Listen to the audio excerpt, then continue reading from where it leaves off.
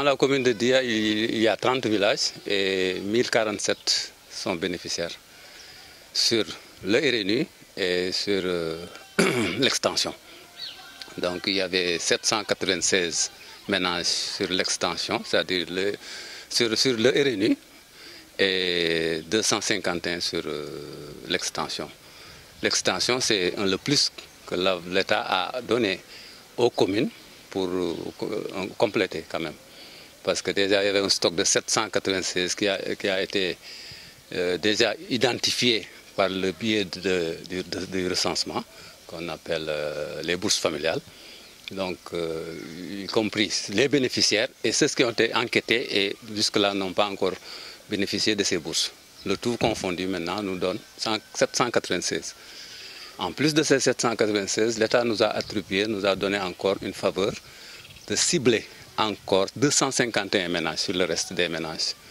Donc ceci a été fait après la rencontre avec le sous-préfet pour l'installation du comité d'arrondissement. Le comité, à l'issue de cette rencontre, le maire a installé le comité communal de ciblage et il revenait maintenant au comité communal de ciblage d'installer les comités villageoises. Donc au niveau de chaque village, parmi les 30, il y avait en tout cas un comité. Ce comité était constitué de toutes les personnes ressources, au sens vraiment élargi du terme, parce qu'il fallait au minimum le chef de village, représentant des jeunes, la santé doit être représentée, l'école doit être représentée, l'imam ou le curé doit être représenté, et toute autre personne, en tout cas considérée comme personne ressource dans le village. Et ce comité-là a été chargé en tout cas d'identifier les personnes qui sont vraiment dans le besoin et qui ont été en tout cas mis en rade par rapport au RNU. Donc tout ceci fait, donc on a finalement stabilisé les listes et on s'est retrouvé avec 1047 ménages bénéficiaires. On est en train de recevoir les denrées depuis quelques jours, environ une semaine. Présentement, on a reçu le riz, les pâtes, et il y a juste une heure, je viens de recevoir le comité vient de recevoir le stock d'huile. Pour chaque denrée, le total est déjà là, mais il reste maintenant à nous parvenir le sucre et les savons. Depuis le début, en tout cas de l'apparition de la maladie, la commune a pris en charge les problèmes. Les problèmes d'abord, c'était en tout cas de faire maintenir l'ordre. Ça, c'était la première chose à faire.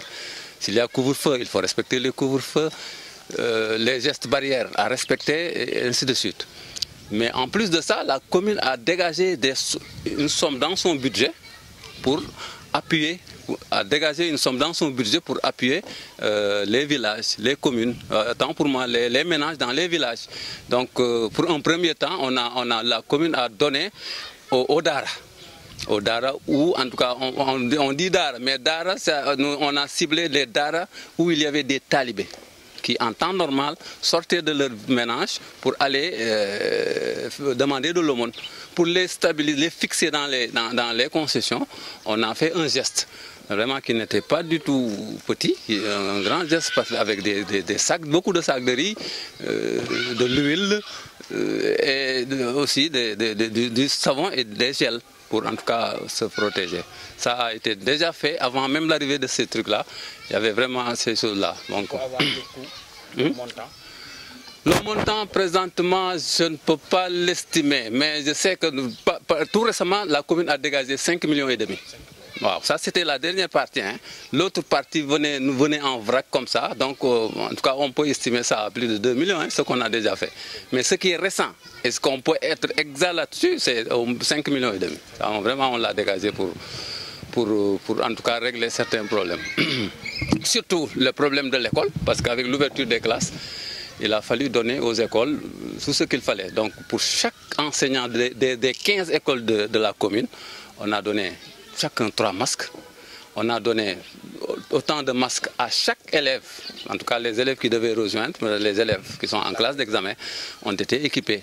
Donc en masques en lave-mains, en lavoir, c'est-à-dire les ustensiles pour laver les mains.